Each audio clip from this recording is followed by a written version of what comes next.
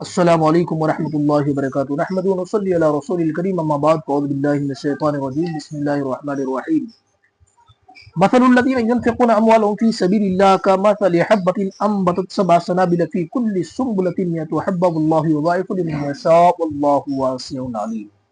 صدق اللہ العظیم۔ صلی اللہ علی محمد صلی اللہ علیہ وآلہ وسلم۔ معزز سامعین کرام، رمضان المبارک کا مہینہ چل رہا ہے تو بہت سارے لوگوں کا یہ ماحول ہوتا ہے کہ نیکی جو ہمیں صرف کرنا ہے نا وہ رمضان المبارک ہی میں کرنا ہے، اس لیے صدقہ یا زکوٰۃ ہے نا، یہ تمام چیزیں وہ رمضان المبارک کے مہینے ہی میں کرتے ہیں۔ اس لیے میں نے سوچا کہ چلے بھائی آپ کے سامنے ویڈیو صدقے کی رمضان المبارک کے مہینے ہی میں لا لیا جائے۔ ٹھیک ہے جی، حالانکہ صدقہ انسان کبھی بھی دے سکتا ہے نا، اس کی ایک الگ ٹاپک ہے، مگر آج میں آپ کو خصوصی قرآن میں کیا ذکر ہے، بس آپ کو ویڈیو کو پورا دیکھنا پڑے گا تو قرآن اور حدیث کے بارے میں آپ کو سمجھ میں آ جائے گا۔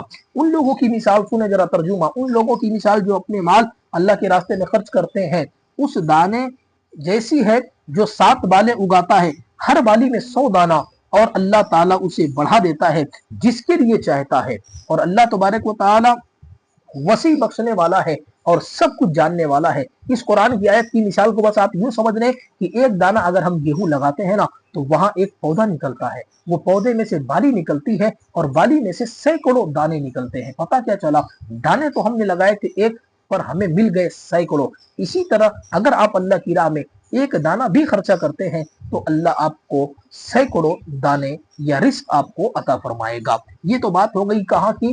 قرآن پاک کی۔ اب یہ آیت کا شان نزول کیا ہے وہ بھی ذرا غور سے سن لیجیے گا۔ یہ آیت سیدنا حضرت علی ابن ابی طالب رضی اللہ تعالیٰ عنہ کے شان میں نازل ہوئی۔ اس وقت آپ کے پاس صرف 4 درہم تھے اور ان کے علاوہ آپ کسی چیز کے مالک نہ تھے۔ اس وقت حضور پاک مالک نہ تھے، صرف آپ کے پاس میں کتنا تھا؟ 4 درہم۔ حضور صلی اللہ علیہ وسلم پر جب صدقہ کی ترغیب والی آیت نازل ہوئی، آقا کریم پر جب صدقہ دینے کی ترغیب والی آیت نازل ہوئی تو آپ نے وہ پڑھ کر تمام لوگوں کو سنائی، تو وہاں پر حضرت علی کرم اللہ وجہ الکریم بھی موجود تھے۔ 1 درہم رات کے وقت، 1 درہم دن کے وقت، اور 1 درہم پوشیدہ، اور 1 درہم اعلانیہ، یعنی 4 ہی آپ کے پاس میں درہم تھے تو آپ نے اس انداز میں صدقہ کر دیا تو اللہ کے نبی سرور کائنات صلی اللہ علیہ وسلم خوش ہوئے، اور اس وقت ہی یہ آیت کریمہ نازل ہوئی تھی اور آپ نے فضیلت سنی نبی کے زبان سے تو آپ نے اس طریقے سے وہ 4 درہم خرچہ کر دیا۔ سبحان اللہ۔ اگرچہ قرآن کریم کی آیت کے نزول کا کوئی ایک واقعہ ہی سبب نہیں ہوتا، کئی واقعات ہوتے ہیں، حالانکہ میں نے آپ کے سامنے ایک بات رکھی ہے۔ ٹھیک ہے، اب آ جائیے حدیث کی طرف۔ قرآن کی بات میں نے سنا دی آپ کو اور شان نزول بھی میں نے سنا دی، اب حدیث کی طرف آ جائیں۔ جس طرح قرآن کریم میں صدقہ کرنے کی اہمیت، اس کے اجر و ثواب کا ذکر کیا گیا، اسی طرح حدیث پاک میں بھی اس کی اہمیت کو واضح کیا گیا۔ کیوں واضح کیا گیا ذرا غور کیجئے گا۔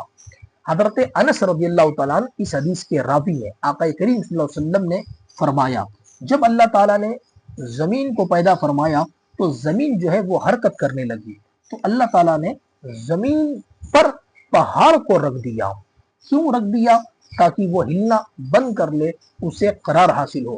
اس پر ملائکہ نے بڑا تعجب کا اظہار کیا اور عرض کرنے لگے، کیا اے ہمارے پروردگار عالم، تو نے پہلے زمین بنائی، وہ ہلنے لگی، اس پر تو نے پہاڑ کو کیل کی طرح گاڑ دیا تو زمین ہلنا بند کر دیتی ہے، مگر کیا ہم یہ جاننا چاہتے ہیں کہ پہاڑ سے بھی زیادہ کوئی مضبوط چیز ہے؟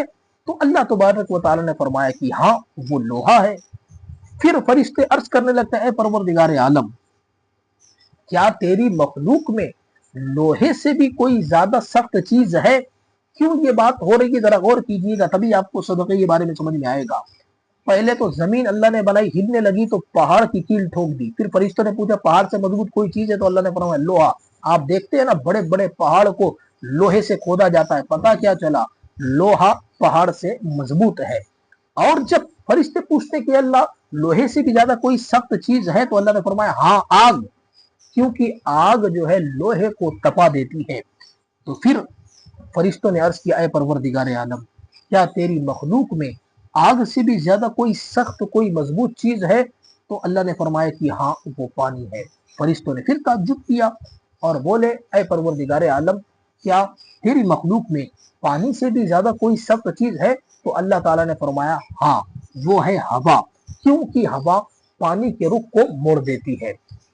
تو پھر فرشتوں نے تعجب کیا اور عرض کیا اے پروردگار عالم، کیا تیری مخلوق میں ہوا سے بھی زیادہ کوئی چیز سخت ہے؟ اب یہ بات آپ کو غور کرنا ہے۔ اللہ تعالیٰ نے فرمایا کہ ہاں، ابن آدم کا وہ صدقہ جو اپنے دائیں ہاتھ سے دیتا ہے اور بائیں ہاتھ کو خبر نہیں ہوتی ہے، وہ صدقہ اس ہوا سے بھی زیادہ مضبوط ہے۔ سبحان اللہ، سبحان اللہ۔ یعنی اللہ کے نبی سرور کائنات صلی اللہ علیہ وسلم حدیث میں کتنی بڑی تفصیل بیان کر رہے ہیں صدقے کی فضیلت کو سمجھانے کے لیے، تاکہ ہم اور آپ اللہ کی راہ میں صدقہ کریں۔ اب آپ دیکھیں قرآن میں ایک جگہ پر اور کہا گیا وَإِن تُخْفُوهُ وَتُؤْتُوهُ الْفُقَرَاءَ فَهُوَ خَيْرٌ لَكُمْ، یعنی اگر تم اس صدقے کو مخفی رکھو گے، چھپا کر رکھو گے اور فقراء کو عطا کرو گے تو وہ تمہارے لیے بہتر ہوگا۔ یعنی صدقہ ہمیں زیادہ اکثریت چھپا کر ہی دینا ہے۔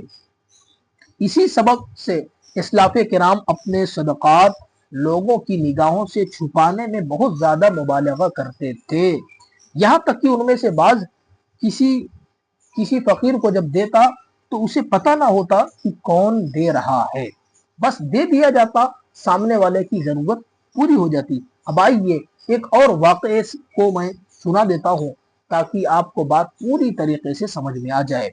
یہ ہے بنی اسرائیل کی بات، صدقہ کتنی بڑی چیز ہے۔ ایک دفعہ بنی اسرائیل میں قحط پڑ گیا، ایک فقیر ایک غنی کے دروازے پر آیا، سوال کیا اللہ تعالیٰ کی رضا کے لیے ایک ٹکڑا روٹی کا صدقہ کر دو۔ تو اس بخیل دولت مند کی لڑکی نے ایک گرم روٹی نکال کر اس سائل کو دے دی۔ وہ بدبخت دولت مند آیا تو اس نے اپنے لڑکی کے ہاتھ تو کاٹ دیا غصے کے عالم میں، جس ہاتھ سے اس نے صدقہ دیا تھا۔ تو اللہ تعالیٰ کا غضب جوش میں آیا تو اس نے اس کی حالت بدل دی اور اس امیر کو جو ہے محتاج کر دیا، کنگال کر دیا، غریب کر دیا، کیونکہ دینے والی ذات اللہ کی ہے، جب جسے چاہے امیر بنا دے اور جب جسے چاہے غریب بنا دے۔ اور اسی ذلت میں، غربت کی ذلت میں وہ مر بھی گیا۔ اس کی لڑکی بہت ہی حسین و جمیل و خوبصورت تھی، وہ لوگوں کے دروازے پر جا کر بھیک مانگنے لگی۔ ایک دن وہ ایک دولت مند کے دروازے پر آئی، اس امیر کی والدہ باہر نکلی اور بچی کے حسن جمال کو دیکھ کر حیران رہ گئی، پھر اس لڑکی کو اپنے گھر کے اندر لے آئی اور اس امیر عورت نے اپنے بیٹے کے ساتھ میں اس غریب لڑکی سے شادی کرنے کا ارادہ کر دیا۔ غور سے سنیے گا، بہت بڑی بات سمجھا رہا ہوں میں۔ تو اس لڑکی کو ہر قسم کی زینت سے آراستہ کیا، اپنے لڑکے کے ساتھ میں اس کی شادی بھی کروا دی۔ رات کے وقت اس نے اس کے سامنے دسترخوان بچھا دیا اور اس پر کھانا رکھ دیا۔ اس لڑکی نے اپنے خاوند کے ساتھ مل کر کھانا کھانے کے لیے اپنا بایاں ہاتھ باہر نکالا، داہنا ہاتھ باہر نہ نکالا۔ اب ذرا غور کیجئے گا، تو اس امیر عورت کا لڑکا غریب لڑکی کو تانا دینے لگا، دیکھو امی میں نے کہا تھا نا، یہ غریب ہے، یہ غریب لوگ ہیں، انہیں رہنے کا، کھانے کا، پینے کا کسی چیز کا طریقہ نہیں ہوتا، پر تم نے اس لڑکی کے حسن اور جمال کو دیکھ کر میری شادی کروا دی۔ دیکھو اسے معلوم تک نہیں ہے کہ کھانا کس ہاتھ سے کھایا جاتا ہے، سیدھے ہاتھ سے یا بائیں ہاتھ سے کھایا جاتا ہے۔ ذرا غور کیجئے گا۔ اب وہ لڑکی شرمندہ ہو گئی، شوہر نے جب ڈانٹا تو پھر وہ ہاتھ نکالتی تو داہنا ہاتھ تو اس کے پاس میں تھا ہی نہیں، بایاں ہاتھ تھا۔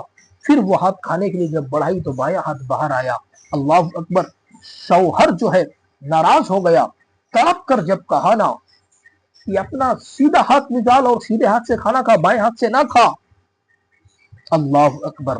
تو وہ ایسا نہ کر سکی، یہاں تک کہ گھر کے ایک گوشے سے غیب سے آواز آئی کہ اے میری بندی، تو اپنا دایاں ہاتھ نکال، کیونکہ تو نے ہمیں خوش کرنے کے لیے ایک بھوکے کو تازی روٹی کھلائی تھی، جس کے بدلے میں تیرے باپ نے تیرا ہاتھ کاٹ لیا تھا، ہم نے اس تیرے ہاتھ کو واپس لوٹا دیا ہے۔